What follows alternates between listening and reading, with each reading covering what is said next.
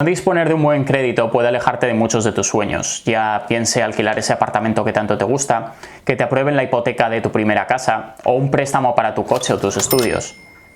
En el vídeo de hoy vamos a hablar sobre cómo mejorar tu credit score, así que si te encuentras en esta situación, no te lo pierdas. Bienvenidos a todos una vez más a Healthy Pockets. Mi nombre es Hugo y estoy aquí para ayudarte a crecer personalmente y a enseñarte cómo manejar tu dinero. En uno de mis otros vídeos te hablé sobre las ventajas y beneficios de tener un buen crédito establecido, pero hoy nos vamos a centrar en lo que deberías hacer para mejorar tu credit score. Si crees que tu historial de crédito solo determina la tasa de interés que obtienes en los préstamos hipotecarios, en los préstamos para un coche o tarjetas de crédito, estás equivocado. En una encuesta reciente de US News and World Report, la mitad de los encuestados sabía que en muchos estados un crédito bajo podría tener como consecuencia tasas más altas de seguros de vivienda y de automóviles, o que se le denegara incluso el alquiler de un apartamento. Tener un crédito bajo podría significar pagar $4.000 más por el préstamo medio de un coche y hasta $200.000 más en créditos a lo largo de toda tu vida. Pero antes de entrar en las maneras de mejorar tu crédito o en qué hábitos puedes seguir, me gustaría que entendieras cuáles son los 5 factores fundamentales que determinan tu crédito. Según el siguiente diagrama podemos ver que el mayor es con un 35% tu historial de pago, después seguiría con un 30% la cantidad de deuda, con un 15% tenemos el tiempo del historial de crédito y para terminar con un 10% tenemos tanto la combinación de crédito como un crédito nuevo. Y ahora te pregunto, ¿qué crédito quieres tener? ¿Este o este otro?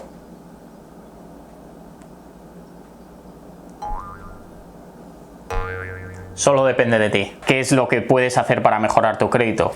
Pues seguir estos consejos que te voy a mencionar a continuación te van a ayudar a mejorar tu crédito de manera considerable. Pero no esperes que vaya a ser una cosa que suceda del día a la mañana. Desde mi propia experiencia personal he tardado pues casi un año y medio aproximadamente en subir de 572, 580 hasta casi 800 el mes pasado. Lo primero que deberías hacer es revisar tu crédito de manera regular. ¿Y por qué? Porque los errores pasan y pasan más frecuente de lo que te puedes imaginar. Personalmente hace unos cuantos meses mi crédito empezó a caer de manera drástica, sin ninguna razón a priori, y pude encontrar, gracias a que lo reviso semanalmente, que un número de teléfono que acarreaba deudas se había asociado a mi cuenta. Lo reporté inmediatamente a TransUnion y en cuestión de semanas mi crédito volvió a la normalidad. Otro hábito importante que deberías aplicar es disminuir al máximo las consultas de tu crédito. Con esto quiero decir que cada vez que una persona ajena consulta tu crédito, tu puntuación disminuye y se mantiene así durante un año. Así que cuando vayas a un concesionario a solicitar precios o estés simplemente buscando distintas opciones para una hipoteca o vas a cambiarte de apartamento y estás mandando distintas solicitudes, tienes que saber que cada vez que consultan tu crédito va a bajar. Si eliminas al máximo posible todas estas consultas, tu crédito crecerá a medio o largo plazo considerablemente. Quédate con este número, 30%. No utilices más del 30% de tus tarjetas. Quieren que utilicemos crédito, pero no quieren que utilicemos demasiado. Así que, por ejemplo, si tu tarjeta tiene un límite de $5.000, no utilices más de 1.500 al mes. Si tu tarjeta tiene un límite de 10.000, mantén los gastos por debajo de $3.000. Otro hábito que he seguido súper estrictamente es pagar mis facturas a tiempo. Ya sé que es sentido común, pero a veces puede resultar complicado por distintas circunstancias llegar a final de mes. Pero no pagar tu factura a tiempo, sin duda es lo que más impacto negativo va a crear en tu crédito.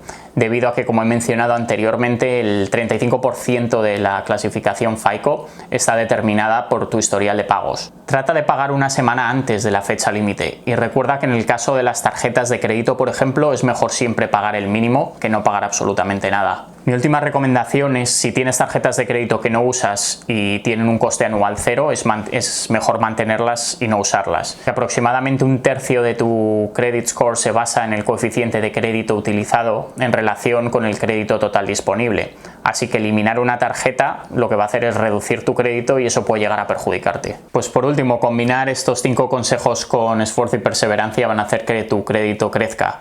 No va a ser un camino fácil, pero te puedo asegurar desde mi propia experiencia que funciona. Pues esto ha sido todo por hoy. Si quieres me puedes seguir también en mi cuenta de Instagram, tanto en inglés como en español publico de manera diaria. Si tienes alguna otra consulta o duda acerca del credit score, házmelo saber en los comentarios y como siempre dale ese me gusta, suscríbete al canal si no lo has hecho y activa las notificaciones. Recuerda, save to invest and have healthy pockets. Gracias por todo y nos vemos muy pronto.